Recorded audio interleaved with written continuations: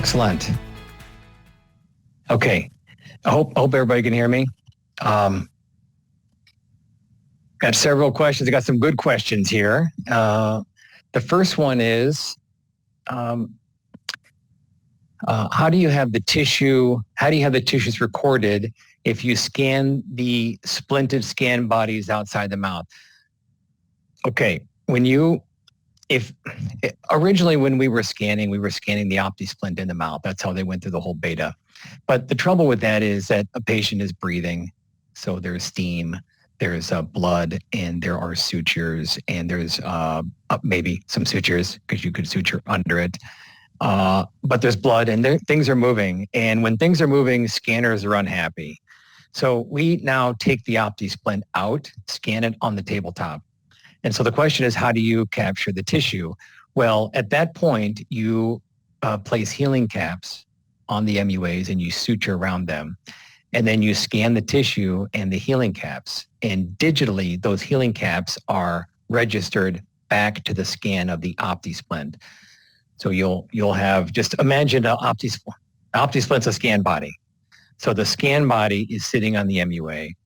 The healing collar is sitting on the MUA. We registered those two. They're both sitting on the MUA. One has no tissue, the OptiSplint over on the counter, and then the one has the tissue, the healing collar scanned in the mouth. We put them together, and that's how we get the tissue. You can scan it in the mouth if you want to, but we really need to have the tissue. We like to have the tissue. Originally, the inventors of it just scanned the OptiSplint in the mouth. They made their best judgment that the bone was 2 millimeters below the margin, and they would just add 2 millimeters to the intaglio of the prosthesis, 2.5 millimeters. So they just guess at the tissue thickness. Our experience in training says that we want the tissue in there so that we're building to it, because there's lots of things that happen to tissue during surgery, and sometimes it's high, sometimes it's low. We want to see it. So that's the long answer. Next question. How do the screws place pre-op help for the bite record to keep? Okay. You know how you have, in normal scans, you use the teeth for the bite, right? Obvious, crown and bridge. Okay. When the teeth are gone, you lose your bite reference, obvious as well. So what the doctor will do is scan those screws and the teeth pre-op. So now you have a scan of the teeth and the screws in one scan, pre-op. Then the teeth are gone, okay? So then in the post-op, you're still scanning those screws in the back of the mouth or in the palate, no teeth, right? So we take the screws and we align them to the pre-op. So now the screws in the post-op, the screws in the pre-op merge, and now we've restored the bite from the pre-op, from the getting started scans that morning. Okay, so it just brings it back to that morning using the screws. Call it a fiducial, really is what they call it. So it's a fiducial to take you back to where you were, a breadcrumb to take you back where you were. After another question. Hey, Dr. L. After scanning, are you making a try-in or going straight to final? Oh, well, there's two different protocols, right? If it's surgical, then we're just making either STL for you to print in office, right, and deliver it that day or the next day as an immediate temporary. We also have the ability to fabricate here at the lab. Not everybody has a printer. So you upload, we design, print, beautify, stick in the mail, a couple days.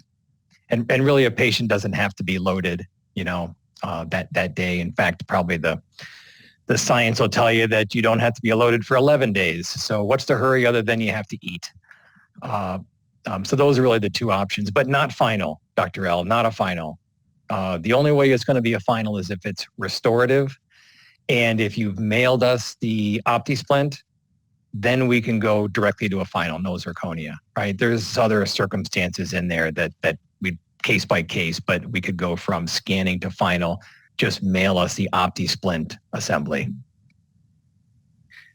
Okay.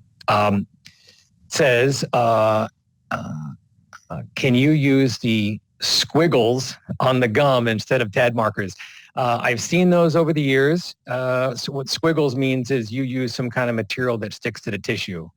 probably all kinds of material that makes a blob. And the blob is a fiducial, right? So you have a blob in the morning and a blob in the afternoon. Well, I've seen it work. The rub is, and maybe it'll work on the palate, right? There's not a lot of anesthesia in the middle of the palate. So if you did a squiggly blob in the anterior, and as long as it didn't fall off during surgery, then you have your before and after fiducial. Lower is a little trickier. You really can't put a blob in the retromolar pad. It's going to come loose, especially during surgery. So screws are better. Screws and TEDs are better. I know that OptiSplint is coming out with a new, Grammetry OptiSplint is coming out with a new screw that's very aggressive, wider, and has a nice geometry to it. A lot of the screw heads that we have now that you can buy, the screw head is small and it's kind of tough to scan. So we're going to have something much larger that'll be easy to pick up. All right. I would probably avoid squiggles. Squiggles also move if the tissue is swelling from anesthesiology, from numbing and inflammation. Why is the OptiSplint system better than standard scan bodies since we use iOS? Standard scan bodies are going to get you close, but the fact is iOS scanners, they really don't like tissue very much. And, you're making a crown and bridge, and if you have a long span of tissue, I don't know if you trust it. Long span, 3, 4, 5 teeth, spaces, edentulous soft tissue. And there's a couple of systems out there that have brought something to market, the past few years where you're going from scan body to scan body. But the only way they found it to make it work is to tie it all together with dental floss and Duralay, or dental floss and some material, or a goop, right? Something to bridge the gap, if you will, between the scan bodies. Because if you're just relying on scan bodies, especially in surgery, if you have 6 implants, 6 scan bodies, open flap tissue, bleeding everywhere, the scan's going to fail. It is not going to track from left to right. It will fail. It will not be accurate. So maybe some doctors have found that to work. It can't be consistent. It just can't. You have to have a uniform material that's blocking everything underneath. You have to be able to scan the just that.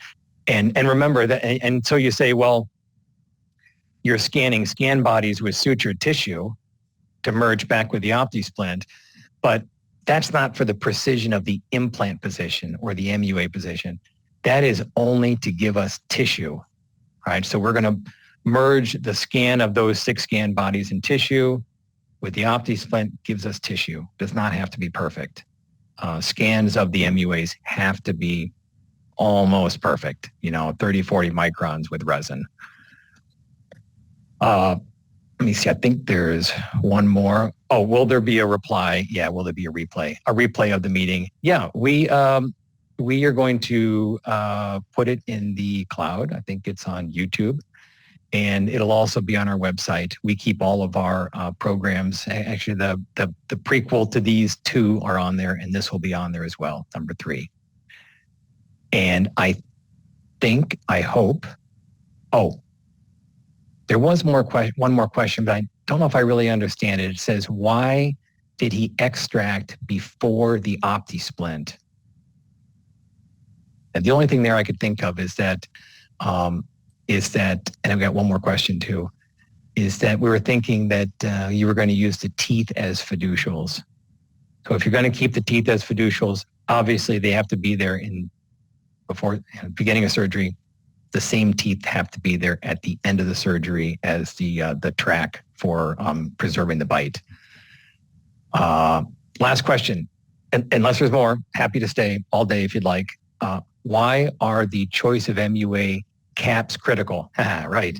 Well, you saw we have a whole bunch, right? A whole bunch of caps. They're critical because the STL file of them has to be in the library of Grammetry. The OptiSplint, the Grammetry, it has to be in the library. If some mystery healing collar shows up and we don't know the dimension, the height, we don't really know where the top of that multi-unit abutment is, then we'll guess. And then the tissue is here or it's here. We have no idea where the tissue is. And then you have a problem when you're seating it. So we have to know the file, the company, the dimension of that healing collar to bring it back to the OptiSplint to make your tissue adaptation of the prosthesis. Close, right? It's not going to be perfect, but it's going to be close. Let's see. When you mean when you stitch both scans. That's correct. That's correct. When you stitch the scan of the tissue and healing collars, when you stitch those to the scan of the OptiSplint over on the bench, we have to know the manufacturer of that healing collar. Do we have any more questions? This was fun. Really love getting all these questions. We are always available. We're a friendly bunch of people here. So email or call or like I said, in the end, we're an open book. We want to help, want to make things successful and for you clinically. And as we said, we want to meet you where you are. So depending on what technology you have, we can meet you there. All right. Everybody have a happy holiday, and thank you so much again for joining us. Goodbye.